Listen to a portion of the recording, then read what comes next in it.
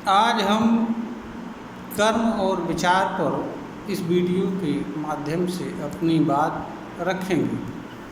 कर्म और विचार को समझने के लिए ज्ञान की दृष्टि से संपूर्ण कर्म को दो वर्गों में विभक्त किया जा सकता है। एक वह कर्म जो मनुष्य अपनी इच्छा के बिना करता है, जैसे भूख लगना, प्यास लगना, गिर जाना, किसी तरह के धूप लगना और उससे बचाव के लिए कर्म करना। और दूसरा कर्म वह होता है जो मनुष्य इच्छा से करता है। इच्छा से किए जाने वाले कर्म को मनुष्य करे या न करे, यह पूर्णतया उसकी इच्छा पर निर्भर होता है। किंतु अनिच्छा से जो कर्म उसके द्वारा किए जाने होते हैं, अर्थात जो कर्म उसकी इच्छा के बिना मानव द्वारा उन्हें करना एक प्रकार की बाध्यता है, क्योंकि उनके बिना उसका जीवन या तो संकट में पड़ सकता है अथवा उसका जन्म खत्म हो सकता है। जैसे भूख लगना, प्यास लगना, और इसके निमित्त जो कर्म किए जाते हैं वह मानव की इच्छा से संबंध नहीं रखते हैं। क्योंकि प्यास लगना है तो पानी पीना है, भूख लगना है तो भोजन करना है। अगर मनुष्य गिर जाता है तो उसे उठना है, वह उसी जगह पर गिरा हुआ नहीं रह सकता है। किंतु जो कर्म मनुष्य की इच्छा से संपन्न होते हैं, उन समस्त कर्मों के साथ मनुष्य का कोई न कोई विचार जुड़ा होता है। किसी न किसी विचार के कारण ही मनुष्य इच्छा से संबंध रखने वाले कर्मों को करता है। इच्छा से संबंध रखने वाले कर्म बिना किसी विचार के संपन्न नहीं होते हैं। मनुष्य की इच्छा भी एक तरह का विचार ही होती है।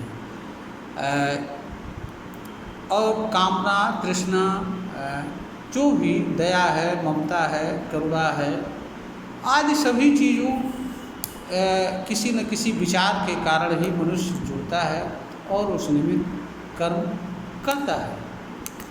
मनुष्य कर्म करते हुए कर्म से जुड़े विचार से भी प्रभावित होता है। इसलिए मनुष्य जब कर्म का चुनाव करता है तो उसके लिए उस समय विचार पर भी ध्यान देना होता है, क्योंकि जिस विचार को वह वर्ण करता है कर्म उसी के अनुसार करता है और कर्म का चुनाव भी करता है। तो कर्म के साथ मनुष्य को विचार को भी ध्यान देना चाहिए कि वह किस विचार से कर रहा है, किसी कर्म को अच्छे विचार से कर रहा है या बुरे विचार से कर रहा है। तो विचार भी मनुष्य के ऊपर अपना प्रभाव छोड़ता है। बहुत सारी चीज़ें कर्म अच्छा होते हुए भी मनुष्य का अगर विचार उस कर्म के प्रति अच्छा नहीं है तो भी उस कर्म का परिणाम मनुष्य के लिए अच्छा नहीं होता है, क्योंकि विचार का भी मनुष्य पर प्रभाव पड़ता है और कर्म प्रभावित होता है विचार से। उदाहरण के लिए एक व्यक्ति को किसी कर्म को करना कर्तव्य है। एक विचार ये है कि मनुष्य जो कर्म करना है उसे कर्तव्य समझकर करता है। दूसरा ये है कि वह मजबूरी या दबाव अथवा भयवश करता है। तो दोनों में फ़र्क होता है। दोनों कर्म तो दोनों जगह मनुष्य कर रहा होता है, किंतु उसके साथ जुड़ा जो विचार एवं भाव होता है वह अलग अलग होता है। इसलिए कर्म का प्रभाव मनुष्य पे अलग रूप में पड़ता है। एक ही तरह का कर्म करते हुए भी विचार के कारण कर्म का प्रभाव और कर्मफल दोनों भी भिन्न हो जाते हैं।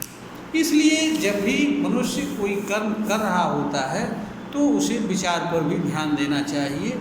विचार और कर्म हमेशा एक दूसरे से किसी न किसी रूप में जुड़े रहते हैं, एक दूसरे से अलग नहीं होते हैं। इसलिए मनुष्य को अपने कर्म पर ही नहीं ध्यान देना चाहिए, बल्कि उसके साथ जो विचार है उस पर भी ध्यान देना चाहिए।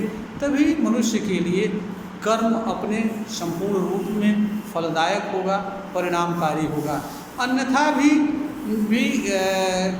मनुष्य के लिए कर्म का परिणाम अनर्थकारी होगा, परिणाम अच्छा नहीं आएगा और जो मनुष्य को फल प्राप्त होगा वह भी मनुष्य के लिए सुखद एवं कल्याणकारी नहीं होगा। इसलिए आवश्यक है कि मनुष्य का कर्म ही नहीं अच्छा हो, अपितु उसका विचार भी अच्छा हो और उससे जुड़ा विचार भी अच्छा हो, और जिस विचार के कारण वह किसी कर्म को चुनाव कर रहा है या किसी कर्म को कर रहा है, वह विचार भी अच्छा होना चाहिए। इसी में मनुष्य का कल्याण है। अन्यथा मनुष्य अच्छा कर्म करते हुए भी अच्छा परिणाम नहीं पाएगा और कर्म का फल मनुष्य के लिए दुखदायी होगा। यह वीडियो ज्ञानवर्धन हेतु बनाई गई है, प्रेषित की जा रही है। श्रोता को अगर ज्ञानवर्धन के योग्य प्रतीत हो तो इसे लाइक करें और शेयर करें, सब्सक्राइब करें।